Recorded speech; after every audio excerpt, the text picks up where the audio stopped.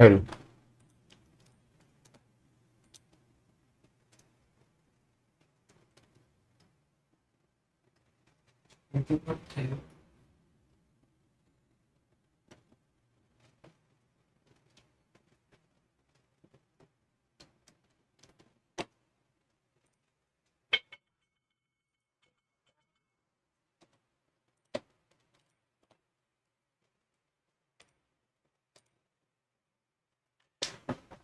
Hello, નમસ્કાર નમસ્કાર નમસ્કાર નમસ્કાર વિદ્યાર્થી મિત્રો, કેમ છો બધા?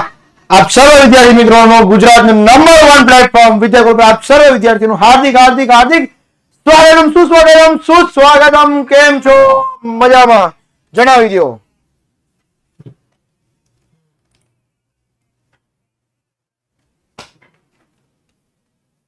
આઈએમપી બેચ 2025 ધોરણ 10 સામાજિક વિજ્ઞાન વિષય ચેપ્ટર નંબર 1 થી પહેલેથી આપણે કોર્સ શરૂ કરીએ છીએ. તમામ વિદ્યાર્થી મિત્રોનું હાર્દિક હાર્દિક સ્વાગત છે. મને અવાજનું કન્ફર્મેશન આપી દેજો. અવાજ અને સ્ક્રીન બંને ઓકે હોય તો ડન લખીને મોકલી આપો. ઓકે, ચાલો શરૂ કરીએ. માં સરસ્વતીની પ્રાર્થનાથી. નમસ્તે શારદે દેવી વીણા પુસ્તક ધારિણી વિદ્યારંભ કરિષ્યામિ પ્રસન્ન તુ ભવ સર્વદા પ્રસન્ન તુ ભવ સર્વદા. Welcome everyone, welcome welcome welcome. આપ સર્વનું હાર્દિક હાર્દિક પુનઃ આઈએમપી બેચ ની અંદર સ્વાગત છે, સ્વાગત છે, સુસ્વાગતમ. ચેપ્ટર નંબર 1 ભારતનો વારસો, અને આ ચેપ્ટર થી આપણે શરૂ કરવાના છે અને અંતે 22 અને 23મું ચેપ્ટર આપણા સિલેબસના બંને ચેપ્ટર જે નવા આવ્યા છે 23મા ચેપ્ટર સુધી આપણે આઈએમપી બેચમાં બધા જ ચેપ્ટર મસ્ત મજાની રીતે આઈએમપી લેક્ચર, આઈએમપી નોટ્સ અને કયા પ્રશ્નો કઈ રીતે પૂછાઈ શકે છે અને તૈયારી કેવી રીતે કરવાની છે, ચેપ્ટરનો ગુણભાર શું છે, ચેપ્ટરમાં શું પૂછાય છે, એવા તમામ પ્રશ્નની ક્વેરી આપણે લેક્ચરના જોવાની રહેશે. શરૂ કરીએ છીએ. પ્રકરણ નંબર 1 ભારતનો વારસો. ચાલો, કોઈ પણ ચેપ્ટરની શરૂઆતમાં તમને પહેલા નામ ખબર હોય છે કે આ ચેપ્ટરનો મીનિંગ શું થાય છે. ચેપ્ટરનો મીનિંગ સમજેલા હશે તો તમને ચેપ્ટરમાં કોઈ પ્રોબ્લેમ આવશે નહીં. ચાલો,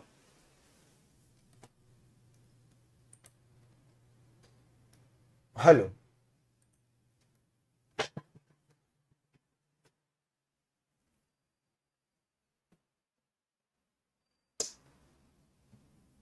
જેટલા પણ વિદ્યાર્થી મિત્રો લાઈવ છે પહેલા તો મને કહી દો કેટલા વિદ્યાર્થી મિત્રો લાઈવ છે. Okay, thank you very much. ચાલો, સૌથી પહેલા વારસો. તો વારસાની વ્યાખ્યા શું હતી કે આપણને આપણા જ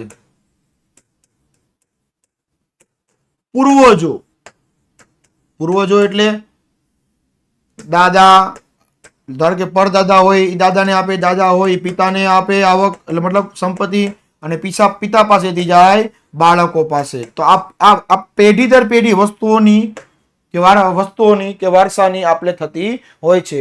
એટલે કે આપણને આપણા પૂર્વજો તરફથી મળેલી અમૂલ્ય ભેટ એટલે વારસો. કે જે વસ્તુ પરદાદા પાસે હતી એ દાદા પાસે ગઈ, દાદા પાસેથી પપ્પા પાસે ગઈ અને પપ્પા પાસેથી આપણી પાસે ભવિષ્યમાં આવશે.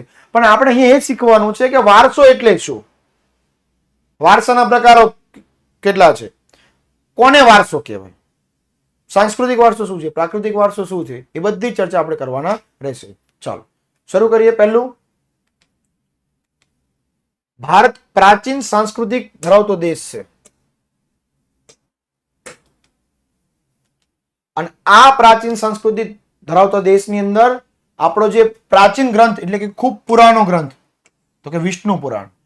વિષ્ણુ પુરાણનું નામ તો બહુ ઓછું સાંભળ્યું છે. હા, જી હા, શ્રીમદ ભગવદ્ ગીતા, રામાયણ, મહાભારતનું નામ સાંભળેલું છે. એવું જ ભગવાન વિષ્ણુ દ્વારા લખવામાં આવતું વિષ્ણુ પુરાણ. અને વિષ્ણુ પુરાણની અંદર એક શ્લોક લખેલો છે કે ઉત્તર યત સમુદ્રસ્ય હિમાદેશ દક્ષિણમ વર્ષ તદ ભારત નામ ભારત યત્ર સંતતિ. એટલે આ જ શ્લોકનો મિનિંગ એવો થાય છે કે સમુદ્રની ઉત્તરે અને હિમાલયની દક્ષિણે આવેલા સ્થળનું નામ ભારત વર્ષ છે, જેના આપણે સૌ સંતાનો છે. તો સૌથી પહેલી વસ્તુ આ ચેપ્ટરનો ગુણભાર એક ગુણનો એક પ્રશ્ન અને 2 ગુણના 2 પ્રશ્નો. એટલે આ વિભાગ બી 4 માર્ક, વિભાગ એ 1 માર્ક અને વિભાગ બી 4 માર્ક. જનરલ વિકલ્પ સાથે જનરલ વિકલ્પ વિનાનો એક જ પ્રશ્ન એટલે 2 માર્ક થઈ જાય. તો 1 ને 2 3 ગુણ થઈ જાય છે. આ ચેપ્ટર નંબર 1 નો આપણે બ્લુપ્રિન્ટ. ચાલો, પહેલો જ પ્રશ્ન આ પૂછાય છે. ભારત પ્રાચીન સંસ્કૃતિ ધરાવતો દેશ છે, કારણ આપો. ભારત પ્રાચીન સંસ્કૃતિ ધરાવતો દેશ છે, કારણ આપો. 2 ગુણની અંદર આ સવાલ પૂછી શકાય. તો શ્લોકનું મીનિંગ થાય છે કે સમુદ્રની ઉત્તરે આવેલો અને હિમાલયની દક્ષિણે આવેલો સ્થળનું નામ ભારત વર્ષ છે, અને જેના આપણે સૌ સંતાનો છે. પણ સાહેબ આ અમને કંઈક બતાવો તો ખરા પ્રૂફ. હાલો બતાવી દો પ્રૂફ. ચાલો, આ ભારતનો આપણો નકશો, ભારતનો નકશો. આની અંદર એમ કહે છે કે સમુદ્રની ઉત્તરે, ચલો તો આ સમુદ્ર, હિન્દ મહાસાગર, આ હિન્દ મહાસાગરની ઉત્તરે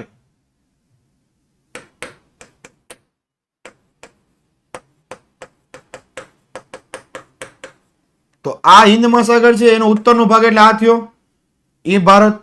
બીજું,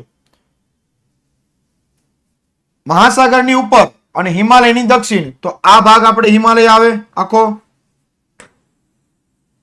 9મા ધોરણમાં ભણી ગયા હિમાલયની તળેટીઓ. તો હિમાલયની દક્ષિણે અને મહાસાગરની ઉત્તરે આવેલા સ્થળનું નામ ભારત છે.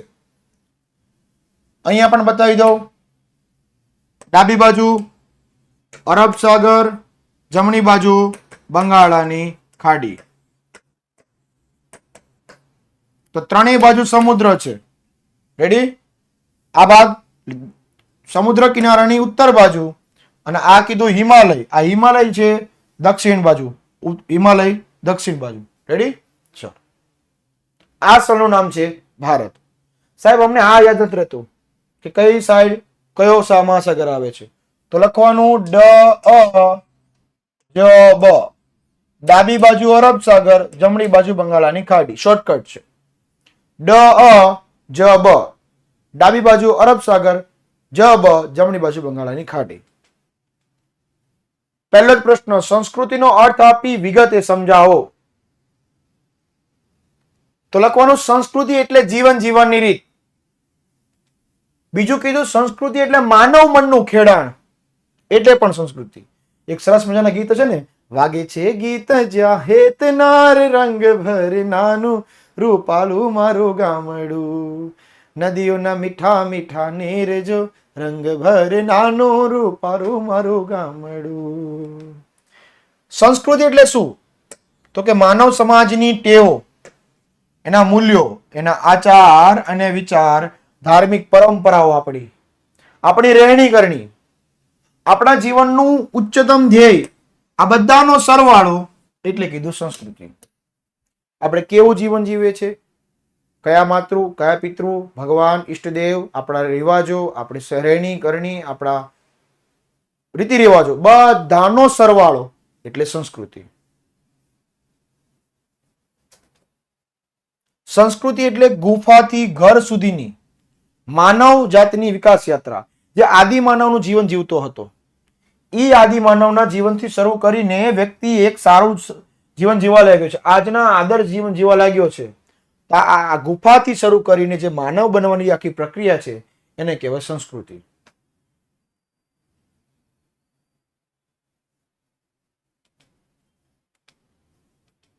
સપ્તરંગી વિવિધતાવાળી સંસ્કૃતિ એટલે ભારતની સંસ્કૃતિ. કેમ?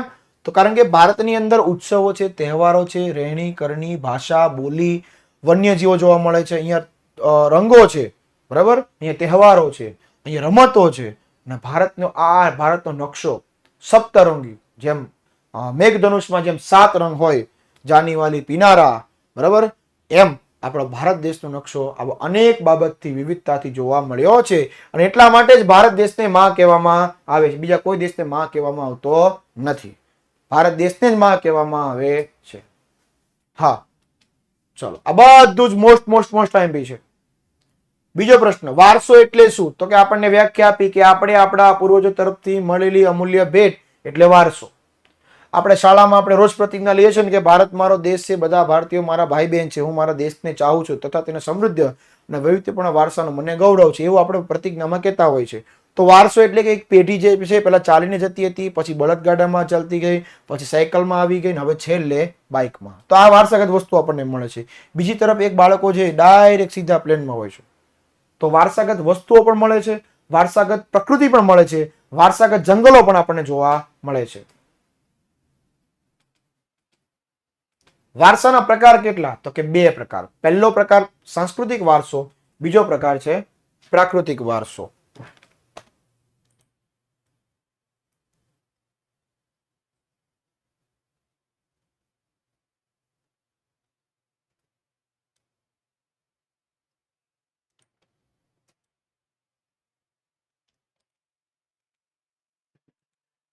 સાંસ્કૃતિક વારસો એટલે આપણી રહેણી કરણી, આપણા મણજભાઈનું કે સાંસ્કૃતિક વારસો એટલે આપણા ઉચ્ચતમ ધ્યેય સુધીનો સરવાળો, એને સાંસ્કૃતિક વારસો કહેવાય.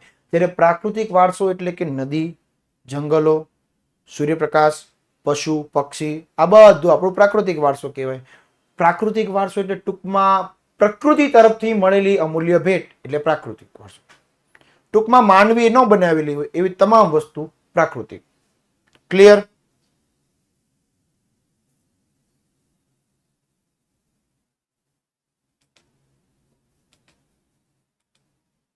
સાંસ્કૃતિક વારસો એટલે શું? તો કે સાંસ્કૃતિક વારસો એટલે માનવ સર્જિત વારસો, જેમાં માનવીએ પોતાની કુનેહ એટલે કે ચતુરાઈથી, બુદ્ધિ, આવડત, કળા, કૌશલ્ય દ્વારા જે કોઈ વસ્તુનું સર્જન બોલે તો બનાવ્યું, એને કહેવાય સાંસ્કૃતિક વારસો. વ્યક્તિએ તાજમહેલ પણ બનાવેલો છે. આપણે જોયું હતું કે કેટલાય દેશના ભેગા કારીગરો મળી અને તાજમહેલ બનાવ્યો હતો. મંદિરો બનાવે છે, બિલ્ડિંગો બનાવે છે. સ્થાપત્ય કલા, છીણીને હથોડી વડે, ચેપ્ટર નંબર 3 માં આવશે આ, છીણીને હથોડી વડે હે ને લાકડા કે ધાતુ ઉપર કંડાળવાની કળા, એને શું કહેવાય? સ્થાપત્ય કલા. તો આ પણ માનવી બનાવે છે. તો આ બધાની અંદર ચતુરાઈ, આવડત, કળા, કૌશલ્ય, સ્કિલ ટૂંકમાં એની જરૂર પડતી હોય છે. એને કહેવાય સાંસ્કૃતિક વારસો. ડીપીપીમાં જે પ્રશ્ન આવે એટલા જ તમારે લખવાના રહેશે.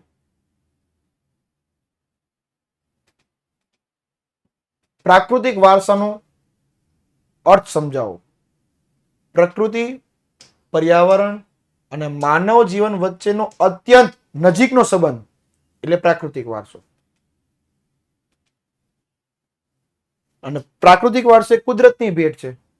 કોઈ વ્યક્તિ એમ કે આ જંગલો મેં બનાવ્યા, આ વૃક્ષો મેં બનાવ્યા, આ નદી મેં બનાવી, આ વાતાવરણ મેં બનાવ્યું, કોઈ કે ન કહી શકે.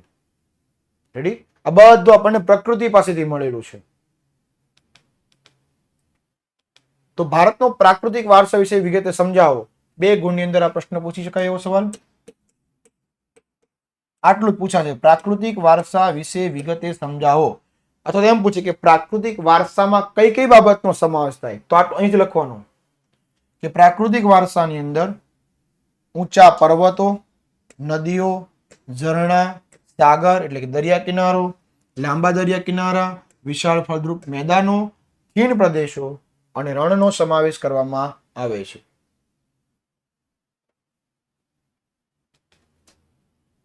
રેડી? દરિયા કિનારા, હિમાલય, પર્વતો, સાગરો, નદી, ઝરણા, સાગર, અનેક વસ્તુઓ જોવા મળી છે. પ્રાકૃતિક વારસામાં આટલી બાબતનો સમાવેશ થાય એટલે કોઈ એમ પૂછે કે પ્રાકૃતિક વારસાના ઉદાહરણ આપો, તો અહીંયાથી બધા લખી નાખવાના. પર્વતો, નદી, ઝરણા, સાગર, દરિયા કિનારા, વિશાળ ફળદ્રુપ મેદાનો, રણ અને ખીણ પ્રદેશનો સમાવેશ કરવામાં આવે છે.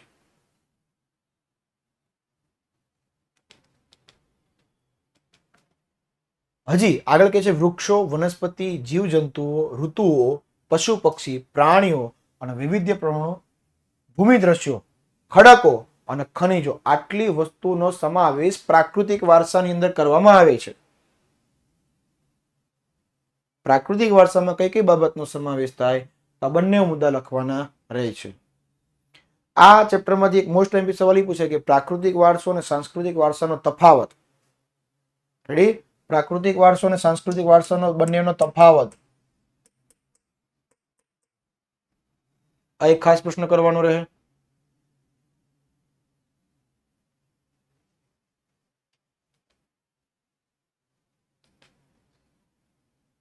આપણે સૌ પ્રકૃતિના સંતાનો છે અને પ્રકૃતિમાંથી આપણને અનેક અનેક વસ્તુઓ મળી છે. કઈ કઈ? તો કે પહેલું આહાર, બીજું પાણી, શુદ્ધ વાયુ અને નિવાસ એટલે કે રહેણાંકની જેવી અનેક વસ્તુઓ આપણને પ્રકૃતિએ સુંદર વ્યવસ્થા પૂરી પાડી. આ આપોઆપ બધી વસ્તુ મળે છે. કોઈ વસ્તુ બનાવી કોઈ નહીં બનાવી છે. તો એમાં પ્રકૃતિ સાથેનો આપણો વ્યવહાર શ્રદ્ધાપૂર્વક હોવો જોઈએ. વધુ પડતા જંગલો ન કાપવા જોઈએ, વાતાવરણ ખરાબ ન કરવું જોઈએ, પાણી શુદ્ધ રહેવું જોઈએ, દૂષિત ન થવું જોઈએ. આ આપણી ફરજ છે. કોઈક જગ્યાએ તમે જાઓ છો અને તમે જોવો છો કે પાણીમાં નળ ટપકે છે, તો તમે સૌથી પહેલા શું વિચારો? મેં થોડો નળ ચાલુ કર્યો હતો. એવું ન હોવું જોઈએ. રેડી? તમે નથી કર્યો તો કાંઈ વાંધો નહીં, તમે બંધ તો કરી શકો કે ન કરી શકો. તો પાણીનો વેસ્ટેજ ન થાય, શુદ્ધ વાયુ મળે, વાતાવરણ શુદ્ધ મળે, આહાર શુદ્ધ હોવો જોઈએ. તો આપણે પ્રકૃતિ આપણે સાચવી ગણાય છે. અને પ્રકૃતિ સાથેનો આપણો વ્યવહાર કેવો હોવો જોઈએ? તો કે શ્રદ્ધાપૂર્વકમાં. ઉદાહરણ તરીકે પંચતંત્રની વાર્તાઓ. આ તમે નાનપણમાં તમે જોયું છે કે ઓલો મોગલી પિક્ચરમાં જોયું છે કે વ્યક્તિ પશુ પક્ષી સાથે વાતચીત કરે છે. આવી પંચતંત્રની વાર્તાઓ આપણે ઘણી બધી જોઈએ છે કે સિંહ જે છે એ હાથી હારે કે જીરાફ હારે અંદર અંદર વાતચીત કરે. એવી વાર્તાઓ નાનપણમાં આપણે જોઈએ છે મોગલી પિક્ચરમાં. અને બૌદ્ધ ધર્મની જાતક કથાઓ. હવે આ જાતક કથાઓ એટલે શું?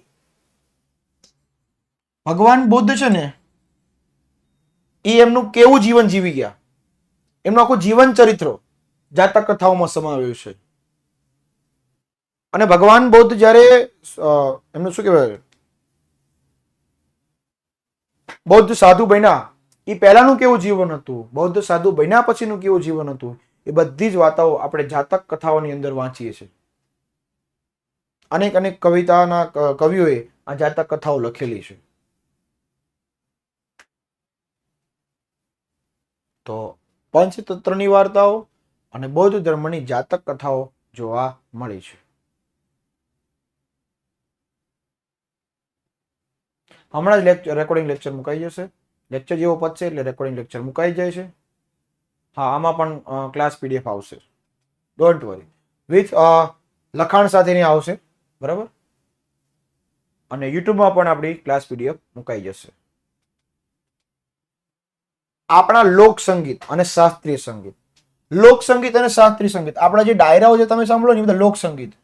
હેજી તારા આંગણિયા હે પૂછીને જે કોઈ આવે રે, આવકારો મીઠો આપજે જી જી. આ બધું લોક સંગીત કહેવાય. શાસ્ત્રીય સંગીત તો એમાં ઊંચા ઊંચા સ્વરો તાલો કેટલું હિલાવે એને શાસ્ત્રીય સંગીત કહેવાય.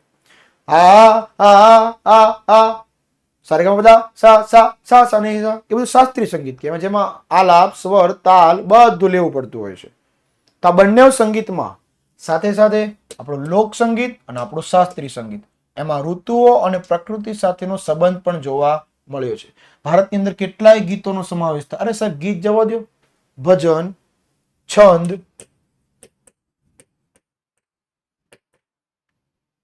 આપણા લગ્ન ગીતો,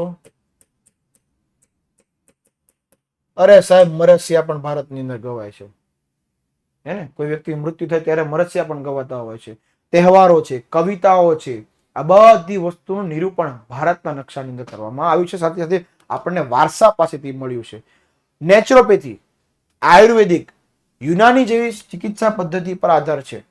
આપણને તમે જો અત્યારે પેટમાં કંઈક થયું હોય, માથું દુખતું હોય, સાંધાનો દુખાવો, આ બધી વસ્તુ આપણને આયુર્વેદિકમાંથી મળે છે. જે વ્યક્તિને દવાથી રાહત નથી મળતી ને એવા લોકોને રાહત ક્યાંથી મળે છે? તો કે આયુર્વેદિકમાંથી મળે છે. હવે બીજું, યુનાની પદ્ધતિથી શું છે? તો કે અરબના દેશોમાં વાપરવામાં આવતી આયુર્વેદિક પદ્ધતિને યુનાની પદ્ધતિ કહેવામાં આવે છે. બીજું કંઈ જ નથી. આપણે અહીંયા આયુર્વેદિક બોલીએ છીએ, અરબના દેશમાં યુનાની પદ્ધતિ કહે છે. બીજું કોઈ જ વસ્તુ નવું છે નહીં. આખી ક્લાસ પીડીએફ ની લખવાની રહે, તમારે ખાલી માત્ર ને માત્ર પીવાયક્યુ લેક્ચર ડીપીપી ના જે ક્વેશ્ચન છે એટલા જ લખવાના રહેશે. હા, મેથ્સ સાયન્સનો પણ લેક્ચર આવશે જ, ડોન્ટ વરી. બધા જ લેક્ચર મેથ્સ, સાયન્સ, એસએસ અને ઇંગ્લિશ 4 ના લેક્ચરો આવશે જ. નદીઓનું મહત્વ. 2 ગુણની અંદર આ પ્રશ્ન પૂછી શકાય છે.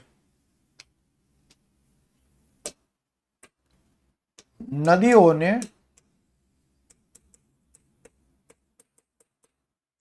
ડાયરેક્ટ એમની પૂછે નદીનું મહત્વ સમજાવો. નદીઓને લોકમાતાનું બિરુદ શા માટે આપવામાં આવ્યું છે?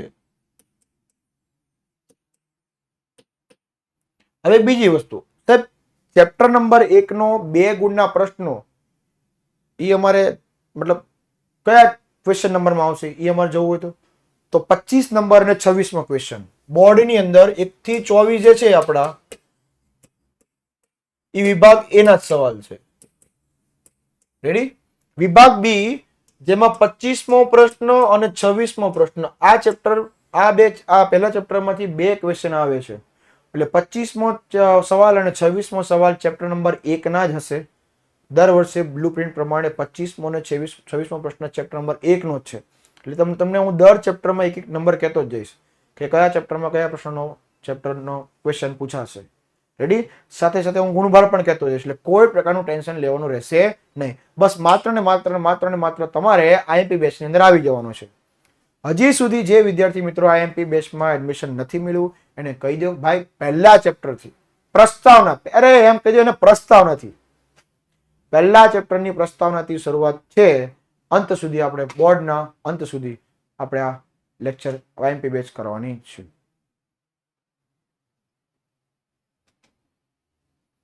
પ્રાચીન કાળથી નદીઓએ આપણે પ્રાકૃતિક માર્ગ પૂરો પાડ્યો છે. પહેલાના સમયમાં કઈ રોડ રસ્તા નહોતા.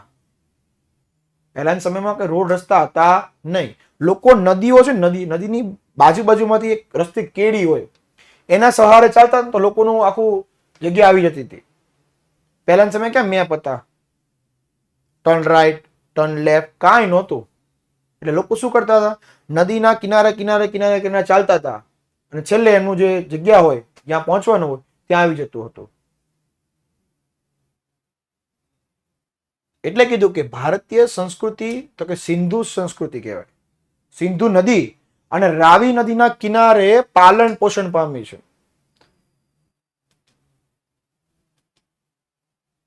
ભારતમાં કઈ કઈ નદીઓનો સમાવેશ થાય તો કે સિંધુ, ગંગા, યમુના, સરસ્વતી, નર્મદા, ગોદાવરી, કૃષ્ણા અને કાવેરી. અને સાહેબ નદીને તો પવિત્ર માતા તરીકે પણ પૂજવામાં આવે છે. નદીઓને પવિત્ર માતા તરીકે પૂજવામાં છે. ઇવન લગ્નની અંદર જ્યારે લગ્ન થતા હોય ને ત્યારે મંગલાષ્ટક ગાવામાં આવે. મંગલાષ્ટક એટલે એકદમ પવિત્રમાં પવિત્ર શ્લોક. અને મંગલાષ્ટક ક્યારે ગાવા? જ્યારે એક્ઝેક્ટ કહેવાય ને કે જ્યારે પતિ પત્નીનું લગ્ન થતો હોય, દાંપત્ય હસ્તમેળાપ થાય અને હસ્તમેળાપ પછી લગ્ન થાય ને ત્યારે મંગલાષ્ટક ગાવામાં આવે છે. પવિત્રમાં પવિત્ર શ્લોક માનવામાં આવે છે.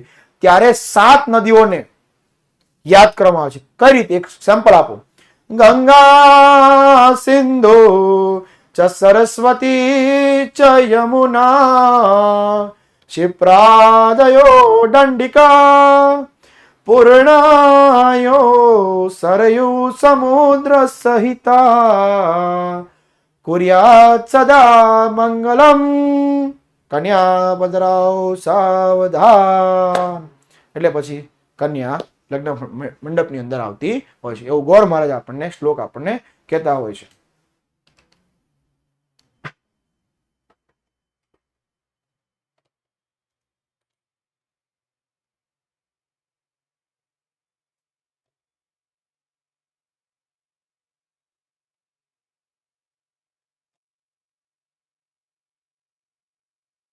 આગળ જઈએ.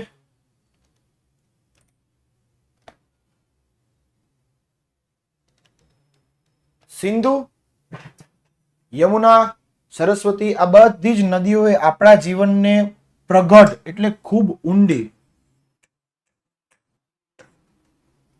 અસર ઉપજાવી છે. નદીઓ આપણને કઈ કઈ રીતે ઉપયોગી તો કે આપણને પીવાનું પાણી આપે, વપરાશનું પાણી આપે, સિંચાઈ માટે પણ પાણી આપે. ધારો કે પાણી ન હોત તો આપણું જીવનમાં પાણી ન હોત તો એક કામ થાત ખરું? પીવા માટે પાણી જોઈએ, વપરાશ માટે પાણી જોઈએ, ખેતીમાંય પાણી જોઈએ, ઇવન ફેક્ટરીમાંય પાણીની જરૂર પડે. કોઈ પણ ધંધો વ્યવસાયની અંદર પાણીની જરૂર પડતી હોય છે. તો પાણીનો વપરાશ ક્યાં?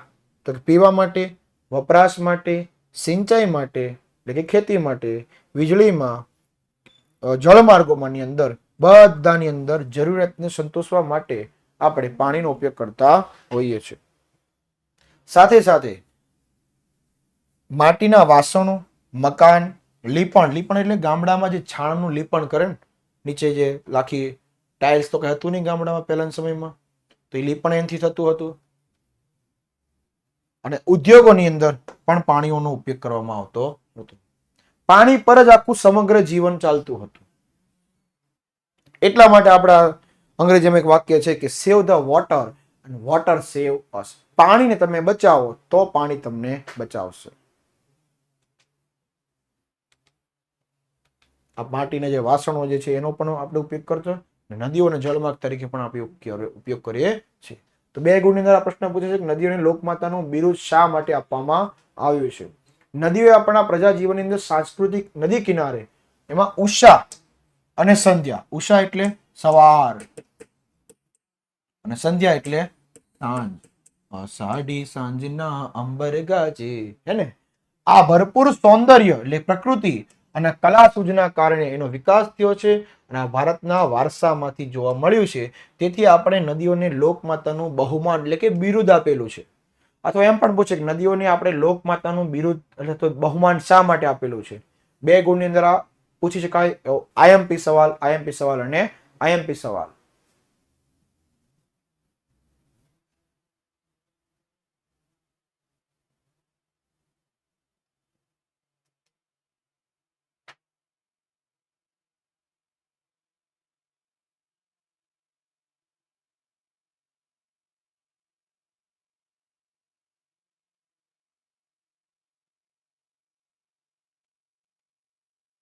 પછીનો સવાલ છે ગુજરાતના સાંસ્કૃતિક વારસાના સ્થળોની માહિતી આપો.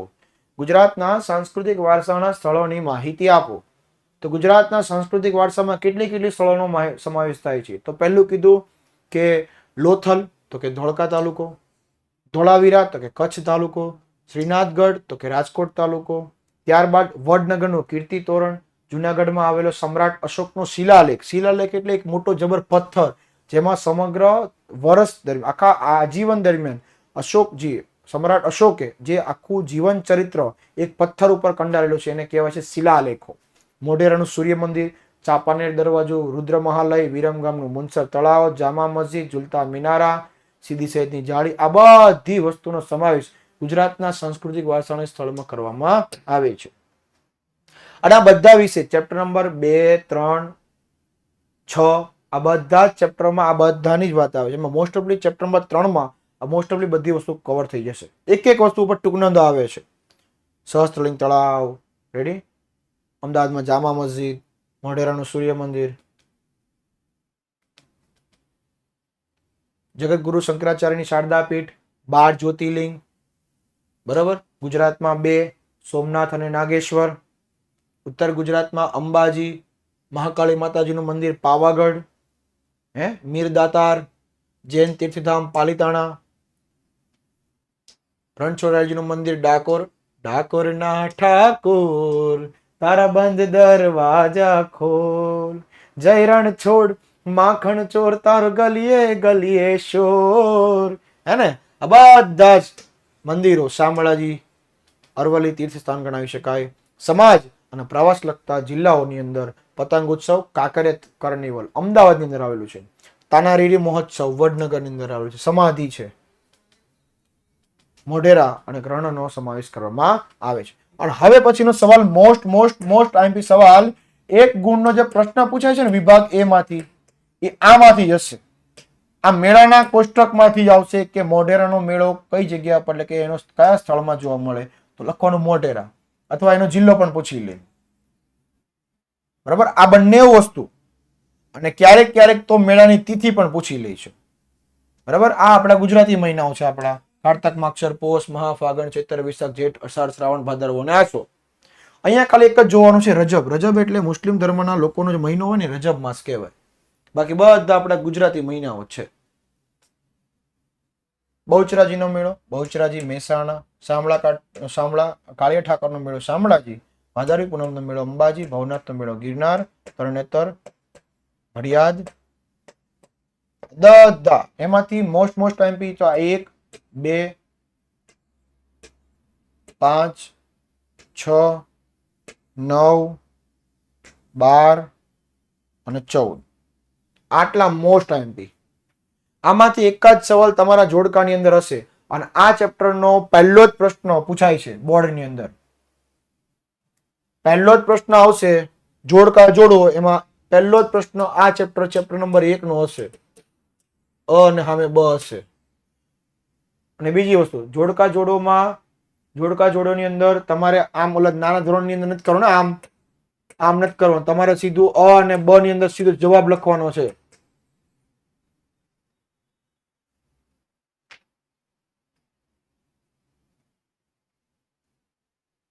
તો આ મેળાનું કોષ્ટક મોસ્ટ એમપી છે, એ ખાસ યાદ રાખવાનું છે. અને હવે પછી શરૂ થાય છે ભારત ભૂમિ અને તેના લોકો. પહેલું નેગ્રીટો પ્રજા. 2 ગુણની અંદર પ્રશ્ન પૂછાય છે, એટલે આ બધા નાના પ્રશ્નો પૂછી શકાય છે. અંદર વાતચીત અને કોમેન્ટ બંધ કરી દો. પહેલું નેગ્રીટો પ્રજા એટલે કે હબસી પ્રજા. આમાંથી 1 ગુણનો પ્રશ્ન પૂછી શકાય કે નેગ્રીટો પ્રજાનું બીજું કયું નામ છે? તો આ પણ મોસ્ટ એમપી, હબસી પ્રજા. ક્યાંથી આવી? પેલા તો સૌથી પ્રાચીન પ્રજા કીધું, પછી બીજું કીધું કે આ પ્રજા આફ્રિકામાંથી થઈ બલુચિસ્તાનના રસ્તે થઈ અને ભારત આવી. કઈ પ્રજા? તો કે નેગ્રીટો પ્રજા. ક્યાંથી આવી? તો કે આફ્રિકામાંથી થઈ બલુચિસ્તાનના રસ્તા થઈને ભારતમાં આવી હતી. એનો વર્ણ એટલે કે કેવા દેખાતા હતા? તો કે 4 થી 5 ફૂટ ઊંચા હાઈટ અને માથા ઉપર વાંકડિયા વાળ ધરાવતા હતા. સાથે બરાબર, આ 4 થી 5 ફૂટની ઊંચાઈ અને માથા ઉપર વાંકડિયા વાળ ધરાવતા હતા. બીજું ઓસ્ટ્રેલિયન પ્રજા એટલે કે નિષાદ પ્રજા. આ બધાના બીજા નામ પૂછી શકાય. ઓસ્ટ્રેલિયન પ્રજાનું બીજા નામ તો કે નિષાદ પ્રજા. ક્યાંથી આવી? તો કે અગ્નિ એશિયામાંથી આવી. કેવા દેખાતા? તો કે શ્યામ, લાંબુ અને પહોળું માથું, બરાબર, ટૂંકું કદ, ચપટું નાક અને શારીરિક વિશેષતા જોવા મળી હતી. આ આર્ય પ્રજાતિ હતી ને, આર્ય પ્રજાતિ એ ઓસ્ટ્રેલિયોડને નિષાદ કહેતી હતી. હમણાં આ પાછળ આર્ય પ્રજાતિ વિશે આવે છે. ભારતની સૌથી પ્રાચીન પ્રજા એટલે આર્ય પ્રજા. આર્ય પ્રજા ઓસ્ટ્રેલિયન પ્રજાને નિષાદ કહેતી હતી. એટલે આના 2 નામ થઈ ગયા. પહેલું નામ આ, બીજું નામ આ. અને આર્ય પ્રજાતિ તો ત્રીજી જ છે, એટલે 3 અલગ છે. આર્ય પ્રજાતિ ઓસ્ટ્રેલિયન પ્રજાતિને નિષાદના નામથી ઓળખતી હતી. ટૂંકમાં એનું હુલામણું નામ અથવા ઉપનામ થઈ ગયું. અત્યારે ક્યાં જોવા મળે છે? અથવા એની પ્રજાતિ કેટલી? તો કે કોલ, મુંડા, અસમની ખાસી, નિકોબાર એટલે કે અંદમાન નિકોબાર, બ્રહ્મદેશ એટલે કે હાલનું મ્યાનમાર. આ બધી જગ્યા ઉપર આ વ્યક્તિઓ ધરાવતા, આ લક્ષણો ધરાવતા વ્યક્તિઓ જોવા મળ્યા છે. અને સભ્યતામાં એનો ફાળો છે. આ લોકો કામ શું કરતા હતા? તો કે માટીના વાસણો બનાવે, ખેતી કરવી, સુતરાઉ કાપડનું વણાટકામ. આ વણાટકામ આપણે ચેપ્ટર 2 માં ભણી ગયા. કાંતણની વ્યાખ્યા યાદ આવી ગયા? કે રૂની પૂણીમાંથી તાતણા ખેંચવા અને એકબીજા સાથે વળ ચડાવી, પકડમાં જોડી, લાંબો દોરો તૈયાર કરવાને કાંતણ કામ કહેવામાં આવે છે. આ વ્યાખ્યા યાદ રાખવા માટે તો સરસ મજાની શોર્ટકટ.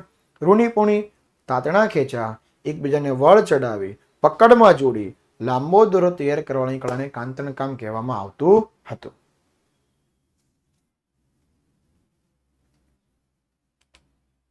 અને ધાર્મિક માન્યતા ધરાવતા હતા. પછીનો પ્રશ્ન, દ્રવિડ લોકો. તો કે મૂળ ભારતના હતા અને મોહેન્જો-દડો અને સિંધુ ખીણની સંસ્કૃતિના સર્જકો એટલે બનાવ્યું છે. પાષાણ યુગ તો બોલે પથ્થરનો યુગ, આદિમાનવની વાત કરે છે. એના વારસદાર તરીકે પણ ઓળખાય છે. ઉત્તરમાંથી અનેક પ્રજાતિઓ ભારતની અંદર આવીને વસી. અને સમય જતા આને દ્રવિડ પ્રજા તરીકે ઓળખવામાં આવી.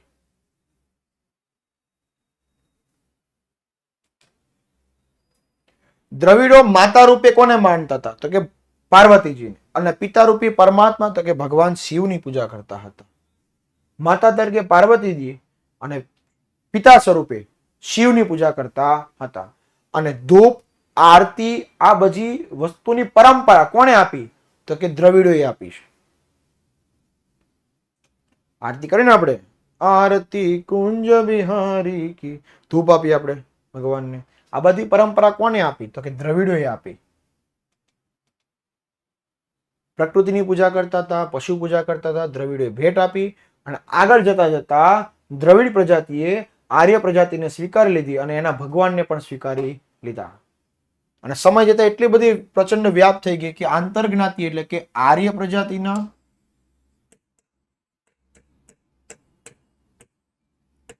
દ્રવિડો સાથે અને દ્રવિડોના આર્યો સાથે આંતરજ્ઞાતિ અંદરો અંદર લગ્ન શરૂ થઈ ગયા હતા.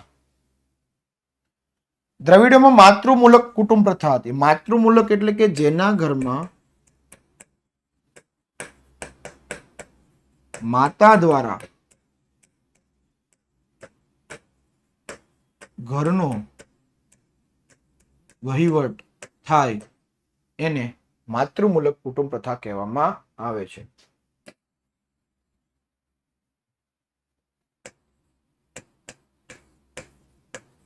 ટૂંકમાં ઘર કોણ ચલાવે? તો કે મમ્મી ચલાવે છે. ગ્રહો, તેના નક્ષત્રો, કાંતવું, વણવું, રંગવું, હોડી અને તરાપા. હવે હોડી તો તમે જોઈ છે નદીમાં હોય, પણ તરાપા એટલે શું? તો કે સૌથી નાની હોડી, હોડી કરતા જે નાની હોડી હોય એને તરાપા કહેવાય. આપણે પૂર આવતું હોય ને ત્યારે જે નેવી ગાર્ડ હોય આપણા, બરાબર, એ લોકો આવી નાની હોડી લઈને આવતા હોય છે, એને તરાપા કહેવાય. હોડી, કાંતવું, વણવું, રંગકામ કરો કાપડ ઉપર, આ બધા જ કામો આપણને આ દ્રવિડ પ્રજાતિ આપેલા છે. અને દક્ષિણ ભારતમાં આ પ્રજાતિ ધીમે ધીમે સ્થિર થવા લાગી. અને આજે દક્ષિણ ભારતમાં તમિલ, તેલુગુ, કન્નડ અને મલયાલમ જેવી ભાષા પણ લોકો બોલતા વસે છે. રેડી? નીચે જેમ જેમ જેમ જેમ આ આર્ય પ્રજાતિ આવતી ગઈ એમ દક્ષિણ ભારતની અંદર આવતા ગયા. તેલુગુ, તમિલ અને કર્ણાટકની અંદર વસવા લાગ્યા હતા.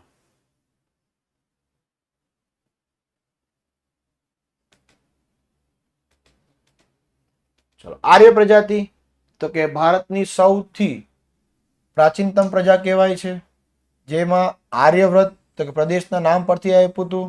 ભારત શબ્દ કયા 4 શબ્દો પરથી આવ્યો? ભારતખંડ, જંબુદ્વીપ, આર્યવ્રત, બરાબર ને? આ 4 શબ્દો ઉપરથી પડ્યું હતું. અને ત્યારબાદ સૌથી પ્રથમ તો કે આર્ય વસ્તી આવી હતી વાયવ્ય ભારતની અંદર. અને તેના કારણે જ આપણો ભારત દેશને સપ્ત સિંધુ એટલે કે 7 નદીઓ, આપણે નદીઓ વિશે આપણે હમણાં જોયું હતું, નદીઓના નામ ને બધું, નદીઓનો આપણે શ્લોક પણ હમણાં જોયો. આ 7 નદીનો પ્રદેશ એટલે સપ્ત સિંધુ સંસ્કૃતિનો પ્રદેશ કહેવામાં આવ્યો હતો. ક્યાં ક્યાંથી વસી? તો કે પૂર્વમાં મિથિલાથી શરૂ કરીને દક્ષિણ ભારતમાં વિંધ્યાચલ સુધીનો વિસ્તાર હતો. અને સમકાલીન મિનિંગ શું થાય? તે જ યુગનું, એટલે કે જે યુગમાં વાત થતી હોય સમકાલીન, એટલે કે આ યુગ અને આ યુગ બંને એ જ સરખા છે એમ કીધું.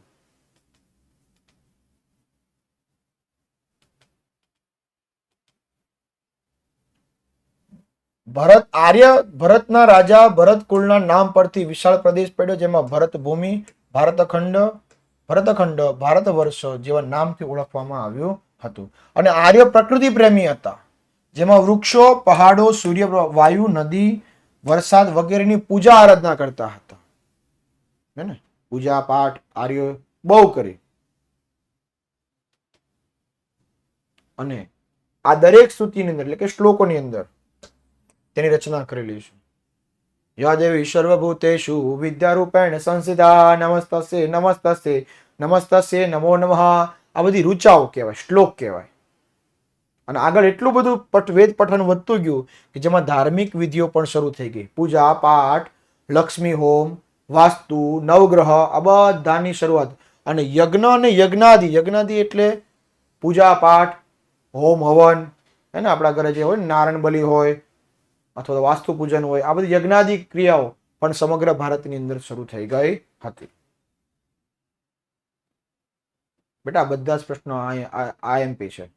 2 ગુણની અંદર પૂછી શકાય એવા પ્રશ્નો. આર્ય પ્રજાતિ પૂછે, દ્રવિડ પ્રજાતિ વિશે પૂછી શકાય છે, બરાબર, ઓસ્ટ્રેલિયા પ્રજાતિ વિશે પૂછી શકાય છે. પણ એમાં મોસ્ટ એમપી આર્ય અને દ્રવિડ પ્રજાતિ બંને મોસ્ટ એમપી સવાલ. એટલે ભારતની સંસ્કૃતિ એટલી બધી સમન્વયકારી સંસ્કૃતિ થઈ ગઈ કે જેના આપણી અંદર દરેક વિશેષ તહેવારો, ભાષા અને વિચારો બધું અંદરો અંદર સમન્વય થતો જવા લાગ્યો હતો. અને આંતરજ્ઞાતીય લગ્ન શરૂ થઈ ગયા.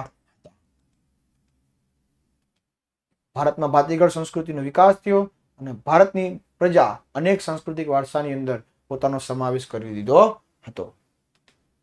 હવે પછીનો 2 ગુણની અંદર મોસ્ટ એમપી સવાલ કે વારસાનું જતન અને એનું સંરક્ષણ. તો 51 ક, જેમાં 6, જ અને ટ, એટલે કે 6, 7 અને 9. તો જો કલમ નંબર 6 આ 6 નંબરની, પછી જ અને 8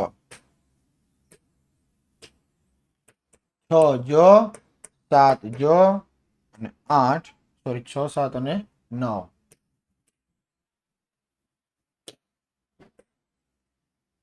પહેલું કીધું આપણે આપણા વારસાને મૂલ્ય સમજી તેની જાળવણી કરવાની છે, એટલે આપણે નુકસાન કરવાનું નથી. બીજું કીધું જંગલો, નદીઓ, તળાવ, પશુ પક્ષી બધાનું સર્વજીવ પ્રત્યે અનુકંપા, અનુકંપા બોલે તો દયા રાખવાની છે. મિલકતનું રક્ષણ કરવાનું છે, હિંસાનો ત્યાગ કરી દેવાનો છે. તો જ આપણે આપણા વારસાને જાળવી શકશું.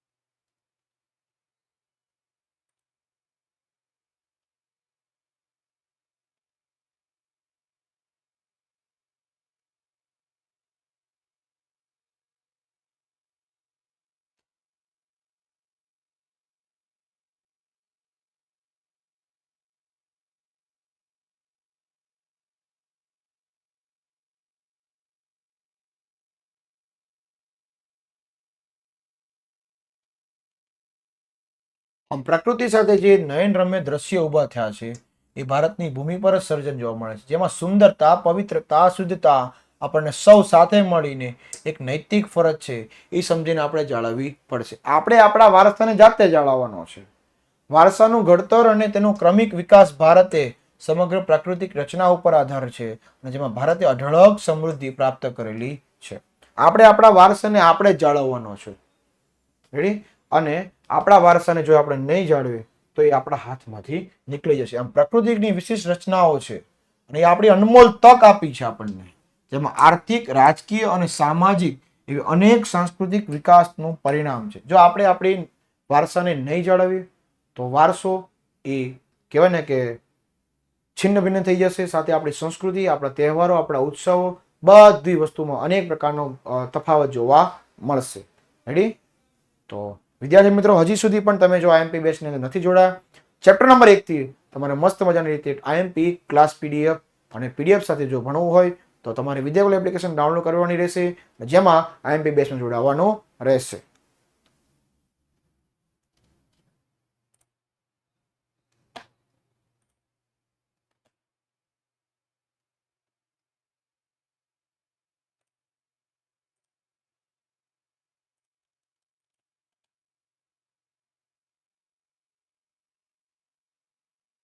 આ સાથે અહીંયા આપણું ચેપ્ટર નંબર 1 પૂર્ણ થાય છે.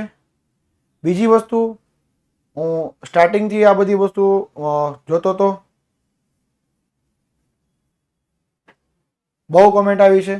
મહેરબાની કરીને ખાસ ભણવા પર જ ફોકસ આપજો. ઓકે, તો ફરી મળશું કાલે નવા ચેપ્ટર સાથે. ચેપ્ટર નંબર 2 એના પણ મોસ્ટ આઈએમપી ક્વેશ્ચન